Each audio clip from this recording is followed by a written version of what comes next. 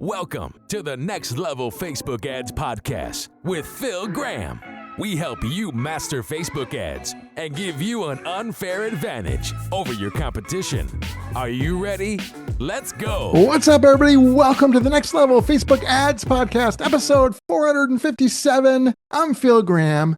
And yes, I'm recording this on Monday, February 9th, 2026, the day after the Super Bowl. And yes, my Seattle Seahawks are Super Bowl champions. What an amazing game. I'm so glad we won. It's not easy to go to the Super Bowl, much less win it. So that's pretty exciting for a lifelong Seattle Seahawks fan like me. But today, what we're going to be talking about are the ads from the Super Bowl. And yeah, I'm going to share my favorites like I do every year. But more importantly, we're going to talk about what really matters, and that is how you guys can leverage some Super Bowl ad tactics in your Facebook and Instagram ads without a large budget, because there is so much there that you guys can use potentially in your ads. So it should be a really quick, fun episode.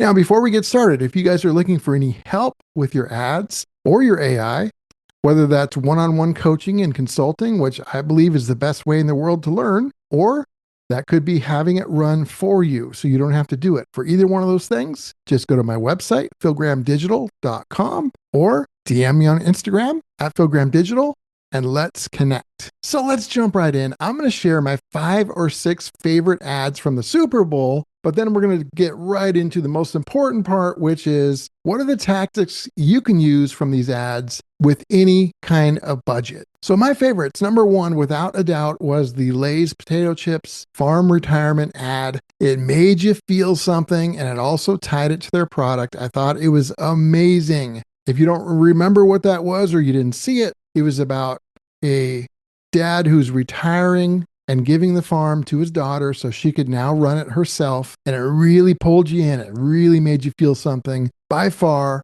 that was my favorite ad. My second favorite was the Pepsi ad. I thought it was genius because they had the Coca-Cola polar bear in their ad doing a blind taste test, and he accidentally, picked Pepsi as his favorite. And then he had to go see a psychiatrist because of it. And then towards the end, there was a Coldplay moment where he was on camera drinking Pepsi.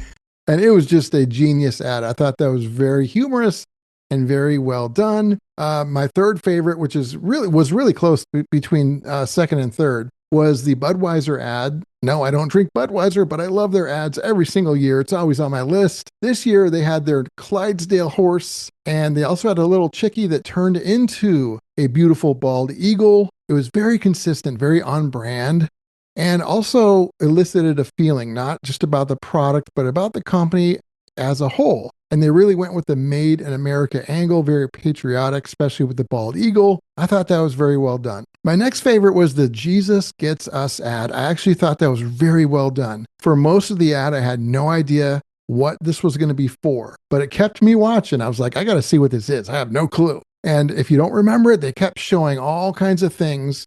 It was like social media times 1,000, where you're running around like a chicken with your head cut off, trying to post on every platform and just going crazy. And then towards the end, they said there's more to life than more. And I thought that was genius messaging. I thought they did a really good job with that. And I think a lot of people can relate to that because social media can be crazy. And then my last favorite was the Bosch Appliances ad with Guy Fieri. It started with kind of a lookalike of Guy, except the plain Guy Fieri, just as a plain dude doing everyday tasks, not very well.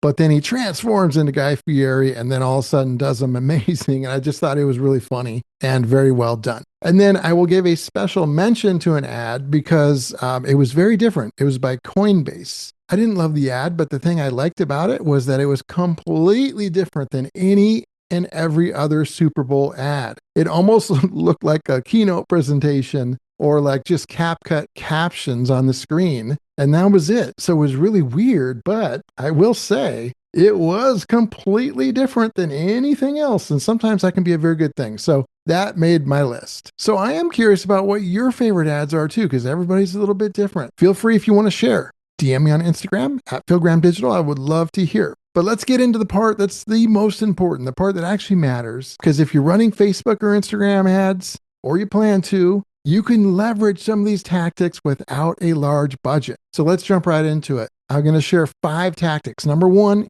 emotional storytelling. Lay's did the perfect ad on that, where they're really sharing an emotional story. They're not really talking about the product or the specs of the product or anything like that, or the features. You actually felt something in that ad. Again, the dad was retiring and handing the farm down to his daughter. And then towards the end of the ad, which I thought was very smart, they connected that to their product. It wasn't just emotional storytelling that didn't have anything to do with their product. They connected it by saying that they use local family farmers to grow potatoes for their chips. And so it was a combination of being an emotional story that was amazing, but also the second part of it, they connected it to their product and their brand. If you don't connect it, it just really isn't going to mean much. But if you connect it, it's amazing. The tactic you guys could try is creating an ad that isn't just about your products and services and the features, but show the outcome that they create for your ideal audience and customers. Whether it's relief or joy or humor or success, whatever the case may be, and blend that into a story that means something and then ties back to your product or service. And that could be a way you can run an emotional storytelling type of an ad that could be really powerful. Tactic number 2 is humor. We saw this in so many Super Bowl ads. I already mentioned Pepsi, which did it so well. So yes, you can definitely use humor in your ads. I would just warn you to be very careful with this.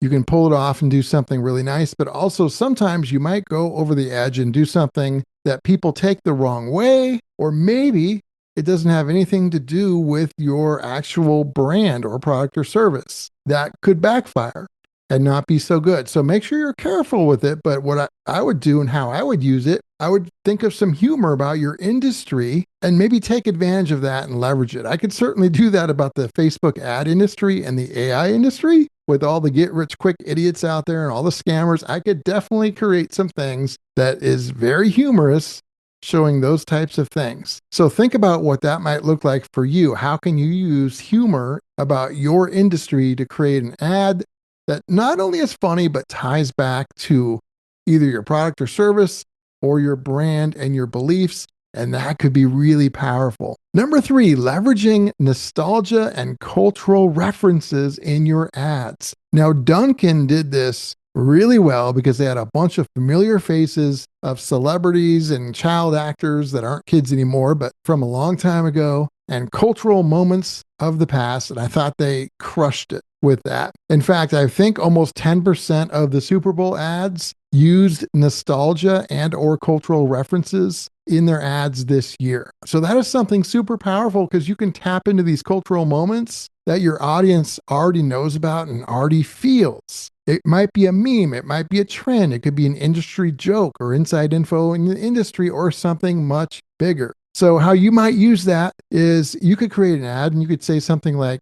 remember when we used to, and then talk about a time that really illustrates one of those cultural references from the past, whether it's about your industry or just broadly your ideal customers as it relates to problems you solve. You could also use flashback videos. There's a lot of different ways you can go about this. But again, this stuff can be done very inexpensively.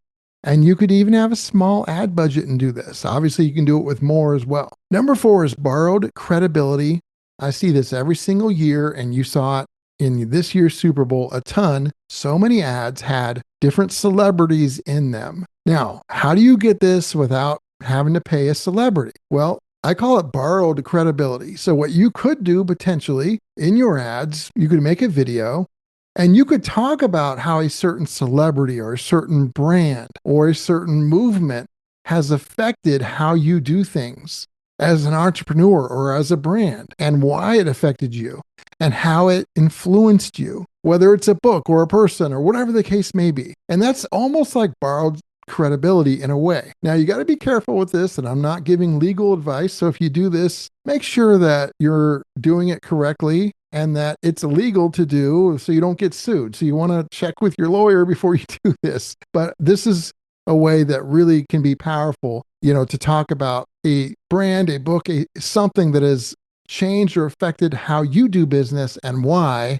And there might be a little borrowed credibility there, even if you don't necessarily state it in that way. But again, be careful with this. Check with your lawyer first. And then last but not least, create a moment, not just an ad. Almost every single Super Bowl commercial this year did that, meaning it wasn't just about the one ad. They promoted the ad before, they're promoting it now, afterwards. You know, there's a lot of different ways to do that. AI.com got you to sign up to reserve your name. There's that fear of missing out. But the bottom line is Super Bowl ads are not just the one-off ads, but entire campaigns around the ad. And so there's ways that you can leverage that. So for example, the classic way is retargeting. You come up with an amazing ad. Maybe it's an emotional storytelling ad, which is one of my favorites. And then you can come up with part 2 of that as a retargeting message just shown to the people that have watched part 1. That way it's not just a one-off ad. It continues. It's a moment that continues. There's other ways to do that too. You've got to give a reason for people to follow through. Maybe you're creating a challenge that's a week long or a month long. Maybe there's a countdown to a launch. Maybe there's a scoreboard that you're going to use to track something and you're going to share it with your audience. But you've got to do something that gets people coming back to it, whether that's you doing it or something that your audience has to do, or both. But that can be really powerful. So in summary, I hope you guys didn't just watch the Super Bowl ads and think, oh, those were funny, those were cool. Think about how you guys can use them yourself in your own life with Facebook and Instagram ads. And maybe re-listen to this if you need to, if you didn't take notes, because you can use a lot of these tactics very inexpensively and they can be really powerful. Does that mean they're guaranteed to work? Of course not. Nothing's guaranteed to work when it comes to business. These tactics are really powerful. And so I think they're definitely worth testing. And I absolutely recommend you guys figure out what that looks like for you and your brand and your ads. And as always, just a reminder, it's always important to point out that every business is unique. Results can vary. There's no guaranteed outcomes. So always keep that in mind. So my friends, episode 457 is in the books. Thank you guys so much for being here. I hope you have an amazing week. The Seahawks are Super Bowl champions. How cool is that? If you guys want to get in touch, philgrahamdigital.com is the website, or DM me on Instagram at philgrahamdigital. I'll talk to you on next week's episode. Peace out. Thanks for listening to the Next Level Facebook Ads Podcast. Please remember to subscribe and share this with all your friends. For show notes, more tips, and to learn more about Phil, please visit philgrahamdigital.com/podcast.